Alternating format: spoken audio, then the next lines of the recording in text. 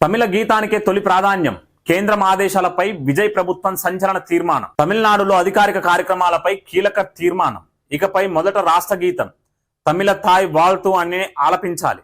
అసెంబ్లీలో ఏకగ్రీవంగా తీర్మానాన్ని ఆమోదించిన ప్రభుత్వం తొలి స్థానం ఇవ్వడం తమ హక్కు అని స్పష్టం చేసిన సీఎం విజయ్. తమిళనాడు ముఖ్యమంత్రి విజయ్ ఒక విషయం గుర్తుపెట్టుకోవాలి. నీకు రాజ్యాంగం మీద నమ్మకం ఉంటే ఒకసారి పోయి ఆర్టికల్ 1 to 4 చదువు. భారతదేశం అంటే ఫెడరేషన్ కాదు, యూనియన్ ఆఫ్ ఇండియా. భారతదేశం అంటే ఒక రాజ్యం. కేవలం పరిపాలన సౌలభ్యం కోసమే రాష్ట్రాల లెక్క విభజించుకొని పరిపాలిస్తున్నారు. పవర్స్ అనే ట్రాన్స్ఫర్ చేసిరనే మినిమం పరిజ్ఞానం లేకుండా ఎట్ట రూలింగ్ చేస్తున్నావు స్టేట్ ని. పోయి రాజ్యాంగంలో ఏం రాసిర్రు, ఆర్టికల్ 1 to 4 ఏం చెప్తున్నాయి ఒకసారి చదువు. ఇది యునైటెడ్ స్టేట్స్ ఆఫ్ అమెరికా మాదిరిగా రాష్ట్రాల ద్వారా నిర్మింపబడ్డ దేశం కాదు. భారతదేశం అంటే ఒక రాజ్యం కేవలం పరిపాలన సౌలభ్యం కోసమే రాష్ట్రాల లెక్క విభజించబడింది అనేది ఒక అండర్స్టాండింగ్ తెచ్చుకో. ఆ అండర్స్టాండింగ్ రానని రోజులు ఇట్లాంటి నిర్ణయాలు తీసుకుంటాం. తమిళనాడులోని అన్ని అధికార కార్యక్రమాల్లో ఇకపై రాష్ట్ర గీతం తమిళ్ తాయ్ వాల్తుకి ప్రథమ ప్రాధాన్యం లభించనుంది. కార్యక్రమాల ప్రారంభంలో రాష్ట్ర గీతాన్ని ఆలపించడాన్ని తప్పనిసరి చేస్తూ సోమవారం తమిళనాడు శాసనసభ ఏకగ్రీవ తీర్మానాన్ని ఆమోదించింది. రాష్ట్రంలోని విద్యా సంస్థలు, విశ్వవిద్యాలయాలు, ప్రభుత్వ కార్యాలయాలు, ప్రభుత్వ రంగ సంస్థలతో పాటు అన్ని ప్రభుత్వ అధికారిక కార్యక్రమాలకు ఈ నిబంధన వర్తిస్తుంది. ఈ రోజు విజయ్ కి అందరూ ఒక విషయం చాలా స్పష్టంగా చెప్పాల్సిన అవసరం ఉంది. ఏంటిదనంటే విజయ్ సహజంగానే అంబేద్కర్ చెప్పిన విషయం ఏంది, I'm an Indian firstly and lastly, నేను ఒక భారతీయుణ్ణి అని చాలా బలంగా చెప్పిన వ్యక్తి అంబేద్కర్. మరి అంబేద్కర్ విధి విధానాలను ఎందుకు అనుసరించట్లేడు విజయ్? సపరేటిజం దిశగా ఎందుకు ప్రయాణిస్తుండు? ఎన్ని రోజులు డిఎంకేనే ఇట్లాంటి రాజకీయం చేస్తుందని మనం అనుకుంటే ఈ రోజు టీవీకే కూడా అదే విధంగా రాజకీయాలు చేసే ప్రయత్నం చేస్తున్నారు. ఇక ఇంతకు మించిన దౌర్భాగ్యం ఏమన్నా ఉంటుందా?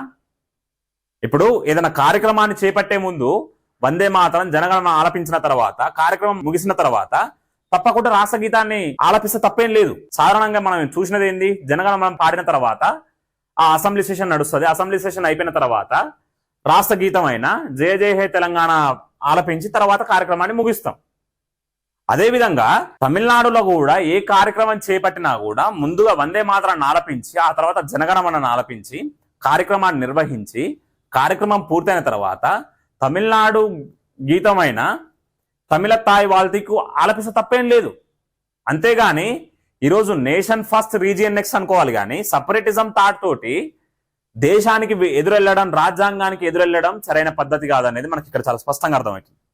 ముఖ్యమంత్రి విజయ్ సభలో ఈ తీర్మానాన్ని ప్రవేశపెట్టగా డిఎంకే, అన్నా డిఎంకే, కాంగ్రెస్ తో సహా అన్ని రాజకీయ పార్టీలు దీనికి సంపూర్ణ మద్దతు ప్రకటించాయి.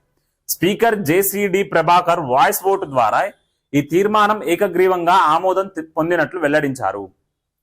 అన్ని పార్టీలు మద్దతు తెలిపినాయి. ఇలా మనం ఒకటి ఆలోచించాలి. ఇదే కాంగ్రెస్ పార్టీ మన వందే మాతరాన్ని రాజ్యసభలో ఆమోదించేటప్పుడు ఎందుకు వాకౌట్ చేసింది?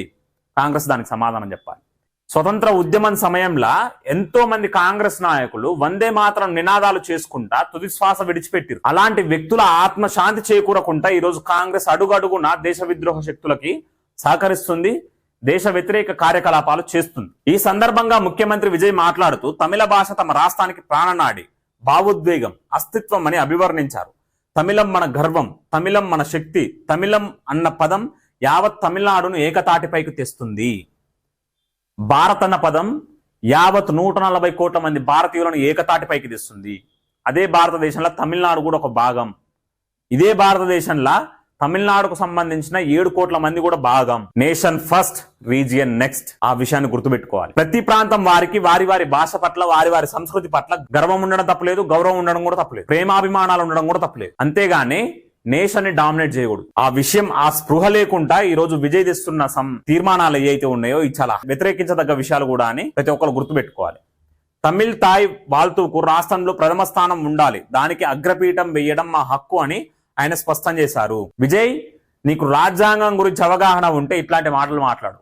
ఎందుకనంటే ఆర్టికల్ 1 to 4 ఏం చెప్తున్నాయి, ఇది ఫెడరేషన్ ఆఫ్ ఇండియా కాదు, ఒక రాజ్యం కేవలం పరిపాలన సౌలభ్యం కోసమే రాష్ట్రాలకు ఏర్పడ్డది అనే మినిమం పరిజ్ఞానం లేకుండా మాట్లాడుతున్నావు. అదేవిధంగా ఆర్టికల్ 51A of A ఏం చెప్తున్నది, ఫండమెంటల్ డ్యూటీస్ ఏం చెప్తున్నాయి, 1971 యాక్ట్ ఏం చెప్తున్నది, జనగణమన, జాతీయ పతాకం, వందే మాతరానికి రాజ్యాంగ రక్షణ కల్పిస్తూ కేంద్ర ప్రభుత్వం పార్లమెంట్ చట్టం చేసిన తర్వాత కూడా ఈ రోజు నేషనల్ సాంగ్ ని, నేషనల్ యాంథమ్ ని అవమానించే విధంగా మీరు ఇట్లాంటి నిర్ణయాలు తీసుకోవడం అనేది అది మంచి పద్ధతి కాదనేది చాలా స్పష్టంగా చెప్పొచ్చు. ఇక్కడ ప్రతి ఒక్కరు గుర్తుపెట్టుకోవాలండి, ఎన్డీఏ సర్కార్ అధికారంలోకి వచ్చిన కానించి చాలా క్లియర్ గా ఫాలో అవుతున్న విషయం ఏంటిదనంటే national ambitions with regional aspirations.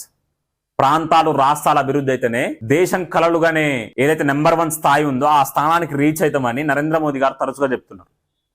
అందుకోసమే ఒక్కొక్క ప్రాంతాన్ని ఒక్కొక్క హబ్ లెక్క తయారు చేస్తున్నారు. కొన్ని ఏరియాస్ ని ఐటీ హబ్స్ లెక్క, ఇంకొన్నిటిని అగ్రికల్చర్ హబ్ లెక్క, horticulture hub, manufacturing sectors, automobile industries, startups, ఒక్కొక్క ప్రాంతంలో ఒక్కొక్క రకమైన ఇండస్ట్రీలను ఎస్టాబ్లిష్ చేసుకుంటా జాతిని ముందుకు నడిపే ప్రయత్నం ఈరోజు నరేంద్ర మోదీ చేస్తుంటే, ప్రాంతాల మధ్య విద్వేషాలు రెచ్చగొట్టే ప్రయత్నం ఈరోజు విజయ్, రాహుల్ గాంధీ లాంటి వ్యక్తులు చేస్తున్నారు. రాష్ట్ర భాష సాంస్కృతిక హక్కుల విషయంలో రాజీ పడే ప్రసక్తే లేదని, తమిళ భాషాభిమానం దేశభక్తి పరస్పర విరుద్ధం కావని ఆయన పేర్కొన్నారు. లాస్ట్ లైన్ ఒకటి ఉంటది, ఏమని చెప్తాడంటే ఫస్ట్ తమిళ గీతాన్ని ఆలపించిన తర్వాత వందే మాతరాన్ని జాతీయ గీతాన్ని ఆలపిస్తామని చెప్తున్నాడన్నమాట. రెండింటిని ఆలపించడం తప్పలేదు, కానీ ఫస్ట్ ఏది వస్తుంది అనేది ముఖ్యం. నేషన్ ఫస్ట్, రీజియన్ నెక్స్ట్ ఉండాలి. అధికారిక కార్యక్రమాల్లో జాతీయ గీతానికి ముందు జాతీయ గేయం వందే మాతరం ఆలపించాలని కేంద్ర హోంమంత్రిత్వ శాఖ ఇటీవల ఒక సూచన చేసింది. రాష్ట్ర గీతంతో పాటు జాతీయ గీతం లేదా గేయం ఆలపించాల్సి వస్తే జాతీయ గేయానికి తొలి ప్రాధాన్యం ఇవ్వాలని కేంద్రం పేర్కొన్నది. ఏ ఉద్దేశంతో అన్నదంటే 1857 కానించి 1947 వరకు జరిగిన స్వతంత్ర సంగ్రామంలో ప్రతి స్వతంత్ర సమర యోధుడు వందే మాతరం అని నినదిస్తూ తుదిశ్వాస విడిచిపెట్టి, వందే మాతరం అంటే తల్లి నీకు వందనం అని అర్థం, భరతమాత నీకు వందనం అని అర్థం. కాబట్టి వందే మాతరాన్ని ఆలపించాల్సిందే అని ఆదేశాలు జారీ చేస్తే ఆ ఆదేశాలను తుంగలో తొక్కుతూ ప్రాంతీయవాదానికి పెద్దపీట వేస్తూ ఈరోజు విజయ్ ప్రభుత్వం ఇట్లాంటి నిర్ణయాలు తీసుకుంటుంది. ఈ నేపథ్యంలోనే తమిళనాడు ప్రభుత్వం ఈ కీలక నిర్ణయం తీసుకుంది. రాష్ట్ర సాంస్కృతిక మూలాలను పరిరక్షించుకునేందుకు ఈ తీర్మానం చేశామని, ఇది రాజ్యాంగం కల్పించిన భాషా సాంస్కృతిక హక్కులకు అనుగుణంగానే ఉందని ప్రభుత్వం వివరించింది. నీ కల్చరల్ రైట్స్ గుర్తుకొస్తే మరి అదే రాజ్యాంగంలో ఉన్న ఆర్టికల్ 51A ఎందుకు గుర్తుకు రావట్లే? ఆర్టికల్ 1 to 4 ఎందుకు గుర్తుకు రావట్లే? 1971 యాక్ట్ ఎందుకు గుర్తుకు రావట్లే? ఇవన్నీ తెలవదా నీకు? ఆ పరిజ్ఞానం లేదా? సరే, నీకు పరిజ్ఞానం లేదనుకుందాం, నువ్వు వచ్చిన ఫీల్డ్ ఏదైతే ఉందో ఆ ఫీల్డ్ కి రాజకీయాలకు సంబంధం లేదనుకుందాం.